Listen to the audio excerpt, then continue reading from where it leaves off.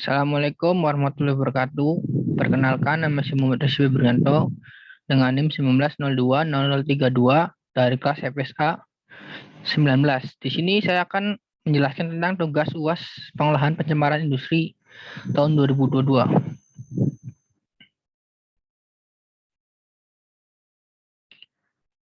Yang nomor 1, apa yang dimaksud dengan pengolahan limbah B3? Jelaskan. Pengolahan limbah B3 merupakan salah satu rangkaian kegiatan yang mencakup penyimpanan, pengumpulan, pemanfaatan, pengangkutan, dan pengolahan limbah B3 termasuk penimbunan hasil pengolahan tersebut. Sehingga dapat disimpulkan pelaku pengolahan limbah B3 antara lain penghasil limbah B3, pengumpul limbah B3, pengangkut limbah B3, pemanfaatan limbah B3, pengolahan limbah B3, penimbunan limbah B3. Yang kedua, sebutkan dan jelaskan karakteristik limbah B3. Karakteristik limbah B3 berdasarkan PP nomor 101 tahun 2014 tentang pengolahan limbah bahan berbahaya dan beracun. Pasal 5 adalah pertama, mudah meledak, eksplosif. Limbah B3 mudah meledak adalah limbah yang pada suhu tekanan standar yaitu 250 derajat Celcius atau 760 mm of mercury dapat meledak atau melalui reaksi kimia dan atau fisika dapat menghasilkan gas dengan suhu dan tekanan tinggi yang dengan cepat dapat merusak lingkungan sekitarnya. Kemudian mudah menyala. Limbah bersifat mudah menyala adalah limbah yang memiliki salah satu lebih sifat-sifat berikut. Limbah berupa cairan yang mengandung alkohol kurang dari 24%, volume dan atau titik nyala tidak lebih dari 60 derajat Celcius atau 140 derajat Fahrenheit. Akan menyala jika terjadi kontak api, percikan api atau sumber nyala lain pada tekanan 760 mm of mercury. Kemudian limbah yang bukan berupa cairan yang pada temperatur bertekanan yaitu 25 derajat Celcius atau 760 mm of mercury mudah menyala melalui gesekan, penyerapan uap air atau perubahan kimia secara spontan dan jika menyala dapat menyebabkan nyala terus-menerus. Dan reaktif limbah B3 reaktif adalah limbah yang memiliki salah satu lebih sifat-sifat berikut. Limbah yang pada keadaan normal tidak stabil dan dapat menyebabkan perubahan tanpa peledakan. Limbah ini secara visual menunjukkan adanya antara lain gelembung gas, asap, dan perubahan warna. Limbah yang jika tercampur dengan air berpotensi menimbulkan ledakan, menghasilkan gas uap atau asap.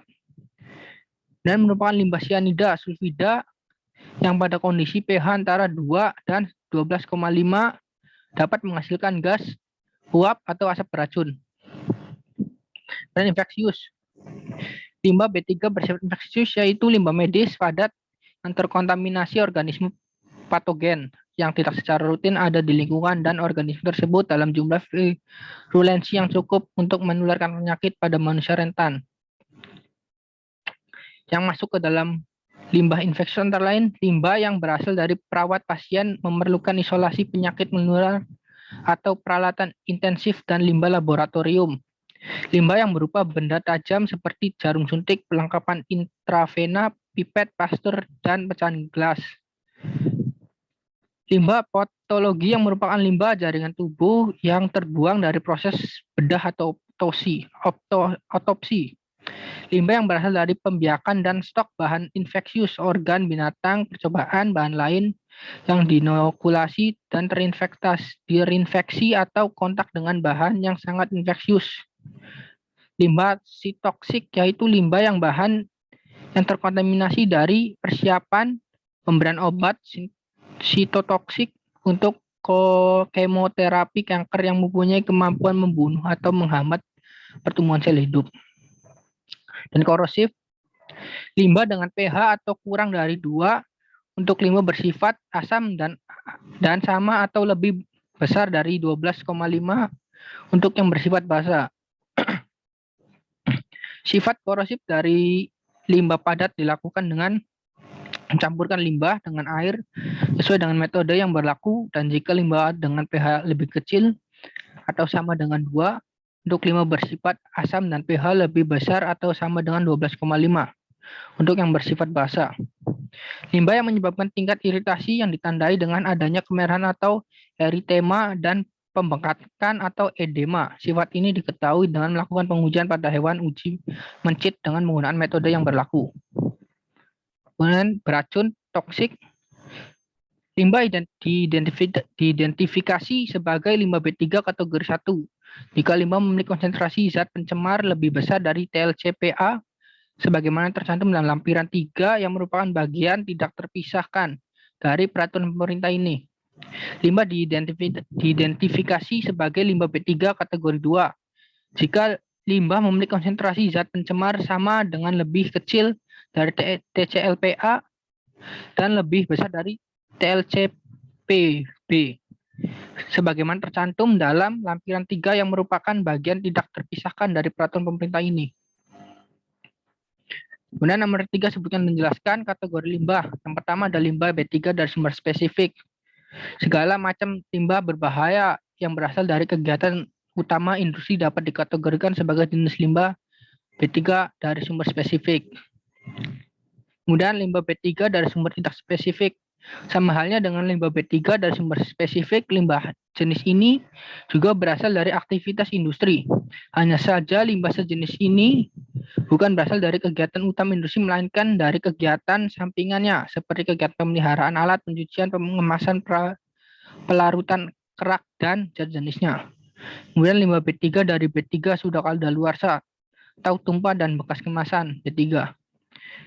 Sebagai informasi, limbah B3 juga memiliki kadaluarsa sendiri. Limbah yang sudah kadaluarsa ini pun tidak kalah berbahaya, namun karena memiliki karakter yang berbeda, limbah sejenis ini dipisahkan ke dalam kategori sendiri. Contohnya limbah lain juga masuk ke dalam jenis ini, antara lain tembaga sianida, karbon disulfida, barium sianida, enderin, dan gas fluor. Kemudian nomor 4, sebutkan dokumen yang dibutuhkan sebagai perlengkapan persyaratan dan tata cara permohonan penerbitan izin lingkungan dalam hal pengelolaan limbah B3. Karena dokumen lingkungan atau izin lingkungan UKL atau UPL, DPL, DPLH, DPPL, dan DLLH. Kemudian yang kedua, lembar pernyataan keabsahan dokumen. Dan ketiga, akte pendidikan perusahaan atau akte perusahaan. Keempat, dokumen izin lokasi. Kelima, SUP atau IUP atau UI. Kelima, IMB. Keenam, surat keputusan izin tempat penyimpanan sementara. Dan ketujuh, surat izin pembuangan limbah cair atau IPLC. Dan yang terakhir, fotokopi asuransi izin tempat penyimpanan sementara. Antara caranya, yang pertama identitas permohonan, kedua identitas perusahaan, ketiga persyaratan administrasi, keempat persyaratan tambahan untuk permohonan izin pengolahan limbah B3 dari kegiatan lain. Kelima, persyaratan teknis, dan terakhir identitas pengurus permohonan izin pengolahan limbah B3.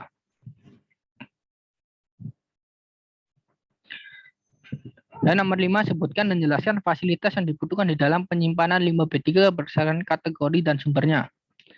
Fasilitas penyimpanan limbah B3 sebagaimana dimaksud dalam pasal 13 huruf B dapat berupa bangunan, tangki atau kontainer, silo, tempat tumpukan limbah, waste pile, kemudian waste impoundment, bentuk dengan sesuai dengan perkembangan ilmu pengetahuan dan teknologi. Kemudian penyimpanan sebagaimana dimaksud pada ayat 1 huruf ABC dan atau huruf F dapat digunakan untuk melakukan penyimpanan limbah kategori 1, limbah kategori 2 dari tidak spesifik, kemudian limbah kategori kedua dari sumber spesifik umum. Keenam, sebutkan fasilitas penimbunan limbah B3. Yang pertama ada penimbunan center atau sanitary landfill. Kedua, penimbunan terkontrol, controlled landfill. Dan yang terakhir, penimbunan akhir atau landfill limbah B3. Dan nomor 7, sebutkan dan jelaskan metode pengolahan limbah B3. Yang pertama, thermal, supaya destruksi B3 dengan pembakaran menggunakan insinerator. Dan stabilisasi, proses penambahan suatu zat dan dicampur dengan limbah untuk meminimalkan kecepatan migrasi atau perpindahan limbah untuk mengurangi toksisitas dari limbah, kemudian solidifikasi, proses perubahan bentuk fisik dan sifat kimia, dan menambahkan bahan peningkat atau senyawa bereaksi tertentu untuk memperkecil atau membasmi peralutan, pergerakan atau penyebaran daya racun limbah sebelum dibuang. Dan yang kimia, proses pertukaran ion, oksidasi dan reduksi, pengendapan kimia dan netralisasi. Dan terakhir biologi, penggunaan bakteri dan mikroorganisme lain untuk menggradasi atau mengurai limbah B3. Dan nomor 8, tuliskan dan jelaskan fasilitas penyimpanan limbah B3 berdasarkan jenisnya dan waktu maksimal penyimpanannya.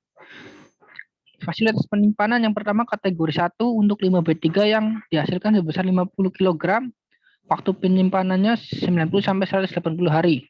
Dan untuk yang kategori 2 umum untuk limbah yang dihasilkan kurang dari 50 kg, waktu penyimpanannya selama 365 hari. Dan kategori kedua yang khusus untuk limbah B3 kategori 2 dan sumber spesifikasi khusus, yaitu waktu penyimpanannya 365 hari. Dan yang ke-9, tuliskan dan jelaskan fasilitas penyimpanan limbah B3 berupa bangunan dan tempat atau wadah fasilitas penyimpanan. Yang pertama ada bangunan, kedua silo, ketiga tangki dan kontainer, keempat tempat tumpukan limbah, yang terakhir waste impoundment. Bentuk lainnya sesuai dengan perkembangan ilmu pengetahuan dan teknologi. Dan yang nomor 10, jelaskan waktu penyimpanan limbah B3 berdasarkan kategori limbah B3 dan jumlah limbah B3 yang dihasilkan. Pada kategori 1, 90 hari sejak limbah B3 dihasilkan untuk limbah yang dihasilkan sebesar 50 kg per hari untuk limbah kategori 1.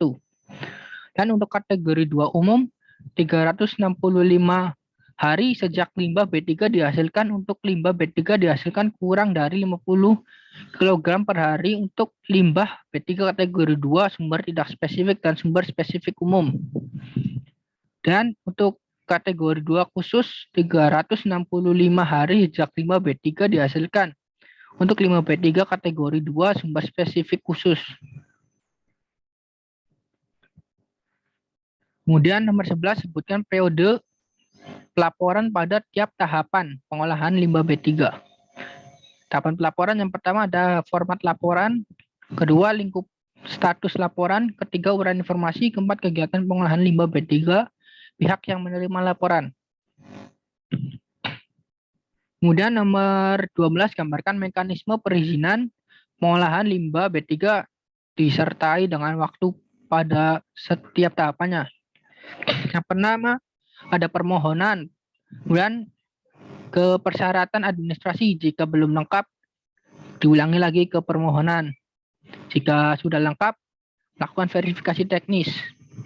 Setelah dari verifikasi teknis, kita melakukan review dan evaluasi. Jika review dan evaluasi gagal, kembali lagi melakukan persyaratan administrasi dengan lengkap. Namun jika disetujui,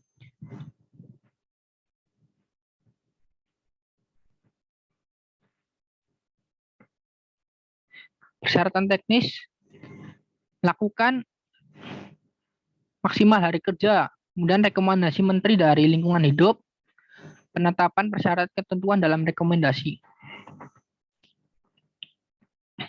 Dan nomor 13, sebutkan jangka waktu proses perizinan limbah B3 pada tiap tahapannya.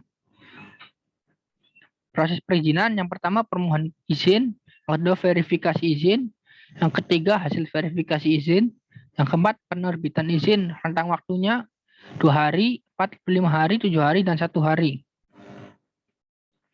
Kemudian nomor 14, sebutkan masa berlaku izin dari masing-masing pengolahan limbah B3. Jenis perizinan yang pertama izin pengolahan limbah B3 masa berlaku 5 tahun. Kemudian untuk permohonan perpanjangan izin masa berlakunya 60 hari. Kemudian nomor 15, sebutkan contoh pemanfaatan limbah B3. Pemanfaatan limbah B3 nomor 1, limbah B3 plastik. Industri dari PT Kemasan Cipta Utama, jenis limbahnya PTA. Dan yang kedua, batako atau paving block dari industri Gardu Jaya Batako Kusen, jenis limbah fly atau bottom ash. Dan yang ketiga, kertas low grade Dari industri PT Tenang Jaya Sejahtera, jenis limbahnya paper slug. Dan keempat, bahan bakar alternatif dari industri Greenway Industry, jenis limbahnya pine sludge. Dan yang kelima, bahan bakar alternatif dari industri PT Sapetro, jenis limbah solvent bekas. Kemudian refraktori dari PT Tocu Silika Indonesia, jenis limbahnya silika. Dan kemudian peleburan logam dari industri PT Sumiwin Mukti, jenis limbahnya kemasan bekas. Dan yang ke-8, semen, industrinya Indosemen, jenis limbahnya CA, SI, HL, FE yang kurang dari 80%. Kemudian yang 9, aspal dari PT Wika Bitumen, jenis limbahnya RAP. Kemudian yang 10, gas, industrinya PT Samator Gas Cilamaya, jenis limbahnya O2, N2, NO2, CO2, dan H2. Dan yang ke-11, batu bara, industri PT Bara Mega Quantum, jenis limbahnya fly ash atau bottom ash. Kemudian yang terakhir, deterjen, industri PT Bukit Perak, jenis limbahnya surfaktan.